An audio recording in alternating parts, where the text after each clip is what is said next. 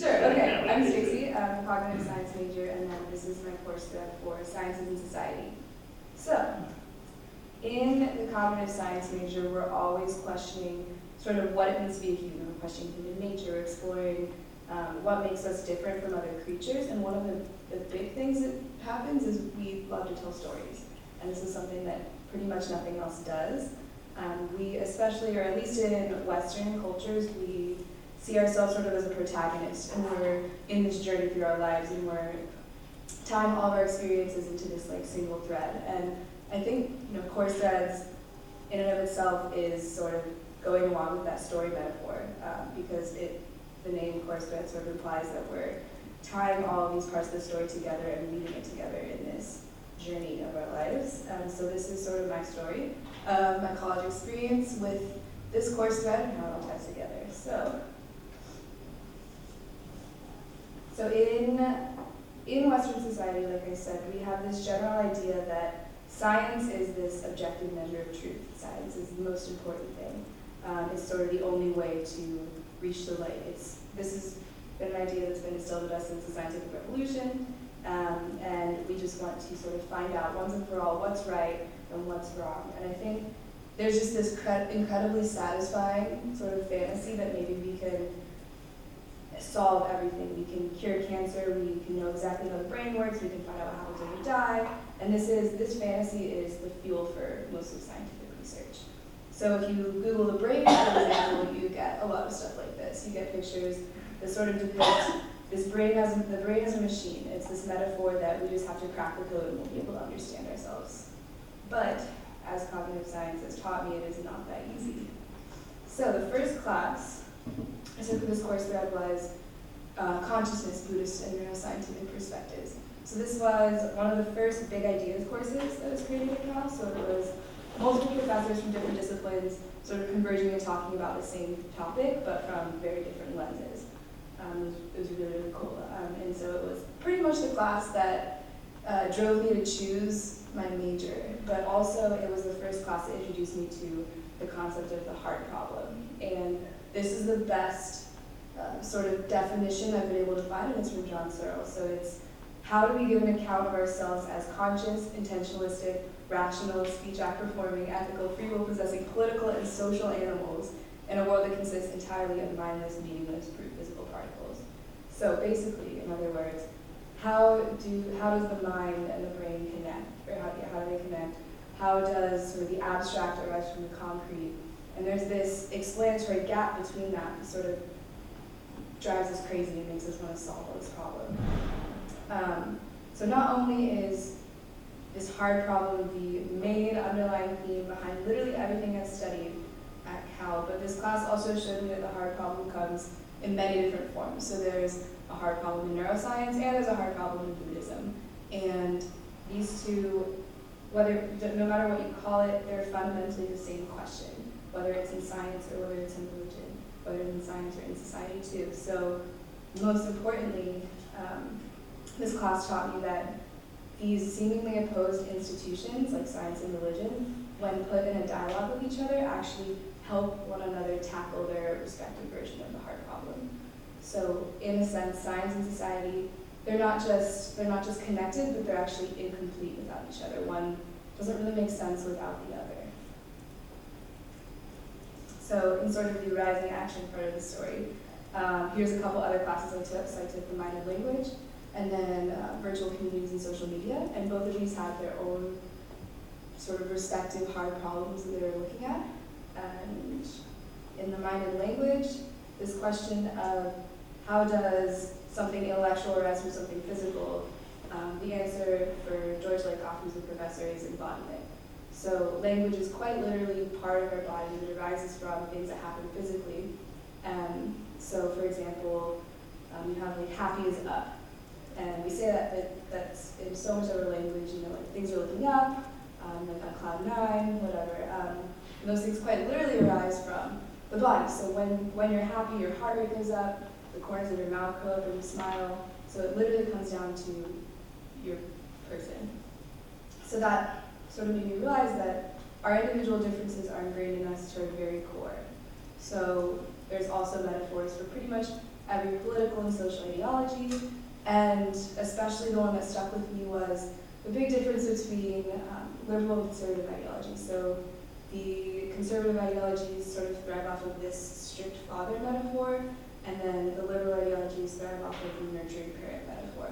So these two different metaphors have their own related values and beliefs and worldviews that are pretty much taught to us from the moment that we're born. So if you think about that, that's a little bit scary because I was thinking, wow, like we're in so deep. Like how can we possibly understand each other when we're quite literally seeing different things? So in this class, we sort of looked at the idea that we're not really in the scientific revolution anymore, but we're in this sort of technological revolution. So sort of a lot of the same thing, or a lot of the same themes have reemerged. So once again, we get so excited about the promise of new technology, the promise of progress, the idea that things might get better, that a lot of times we forget sort of what we're progressing towards. So today, there's this idea that technology can solve all of our problems. I think whether or not like you believe that personally, it's sort of this idea that permeates in the technological realm. And so we think, okay, we can innovate, we can create, there's some sort of machine or some sort of app that we can make that will make things easier for us. But just like before, we know that just technology alone can't fix it all. And also in human-centered design, we learned this too, that there's this really deeply intertwined relationship between the technology and between the humans who use it that needs to always be sort of at the forefront. And so it sort of shatters this idea of right and wrong and sort of breaks down this polarity. So this class is the sort of climax in that story, is bioethics in society. And it was the first one that introduced me to the concept of discourse. And that's sort of that our opposing worldviews that are intrinsically subjective also have powerful effects on others, even on people who don't have the same worldviews. And so this is where the strict father nurturing parent metaphors from George Lakoff's class came back. This is where the relationship between science and society came back, and this is sort of where it all came together for me. And especially as we question sort of what it means to be human again, and this definition, how it varies so drastically between person to person and throughout cultures, and even within individual cultures. And science itself is just a single discourse in this grand realm of potential ways of looking at the world. And so each one of the worldviews that exist has its own individual set of values and needs and goals. And honestly, like, if you look at it from that point, they all make sense. So this class is sort of where I cultivated this idea that everybody, according to their own point of view, is technically right. So this concept has pretty much changed my perspective on everything. I look at problems differently. I brainstorm solutions differently. It's been a really pivotal point in sort of my academic story. And so everyone is right. So what does this mean? It means that different people have different priorities.